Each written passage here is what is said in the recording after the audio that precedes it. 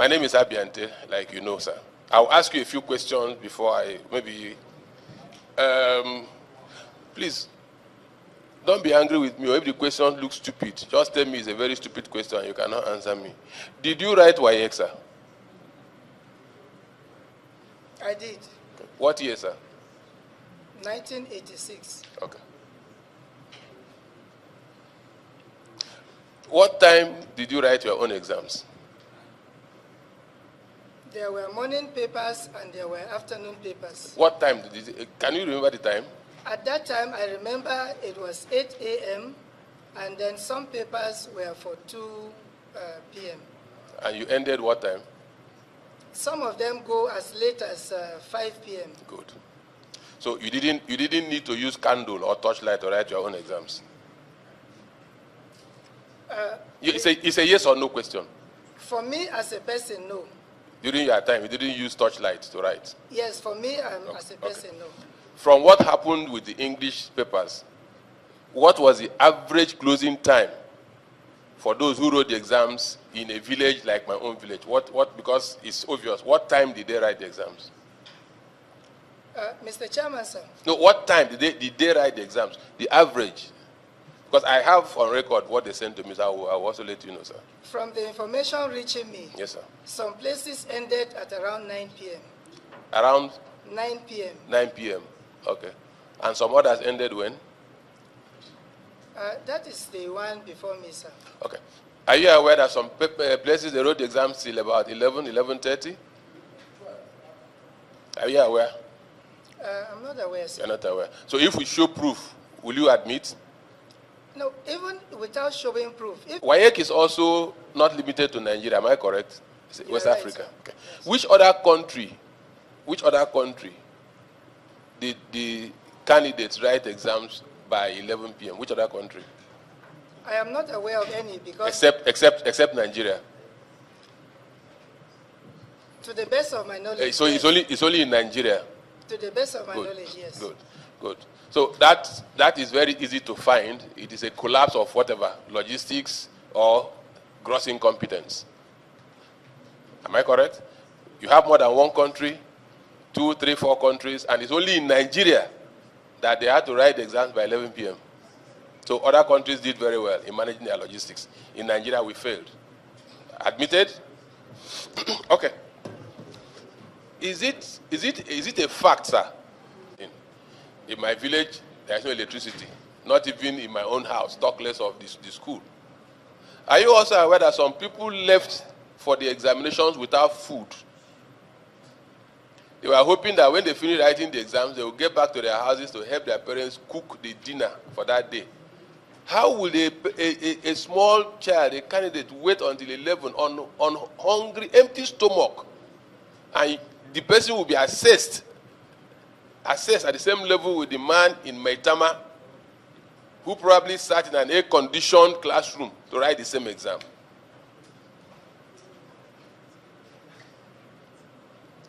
Have we been fair to each other? So, what aspect of logistics failed? That's what we have come to. What logistics failed? You suspected that the exams were compromised. You had to make a way out. 3 days before that date. So what aspect of logistics failed? You didn't know that the papers would get to Taraba. You didn't know that they would get to, Jalingo. What part of it failed? So that we know how to address it in future. That's why we have called you, sir. All right, thank you, Mr. Chairman, sir. The students were never denied access to food or to any form of attending to conveniences. Like I said, just like when an exam is... So I'm going to stop you again. They were not denied access to food, but you just told us. Maybe I'm not hearing right. You just told us anytime it happens, the candidate, that's what you mean? Did you give them food?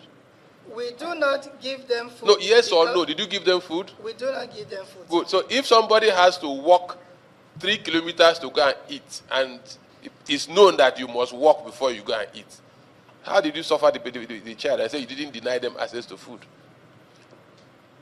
Did you take statistics of the schools in the rural areas to know how many of them are boarding schools, how many of them are day schools? You didn't. Information reaching me, sir, is that the schools Gave them food. But let me state here that our processes take care of situations like this, because we have instances when there are natural disasters, when the exam is going on. Now, what the examiner is told to do, and once we know those centers, we give it to the examiners, and when they mark, they make such observations known to us, and that factor, that point, is considered in the overall grading. So, like I have said, there are many. So what you are telling us now is, sorry, sir, to observe that, and it is maybe you make it up, you dash them marks. That's what you are trying to say. No. Sorry. I will now put it to you, sir, that the very thing you told us you were trying to avoid, that you indirectly or directly aided it, and I will tell you how. You suspected that there was a leakage in the questions. No. You suspected that there was leakage. And to make sure that that is not true, you had to change the questions. Good. You allow some people write by 3 o'clock. Some people wrote, you said it didn't affect everybody, correct? Good. And you kept my brothers, you kept my sisters, you kept my cousins in the village, and allowed me to write the exam here in Maitama or here in Abuja. I finished by 5 o'clock. And my sister calls me and says, we have not started. I say, oh, you have not started? Okay, question number 1. This is what they asked. Question number 2. This is what they asked. In this era of internet and phone. So that thing that you said you are trying to avoid, you indirectly aided it. Because between that 5 o'clock and 9 p.m. that they had to write the exams, of course, so they're telling me 12:10. Between that period, head of WAECSA, people around the rural areas that are affected should have had adequate knowledge of the questions that you asked. Madam, it's like you wanted to answer. No, you are shaking your head. No, she wanted to answer.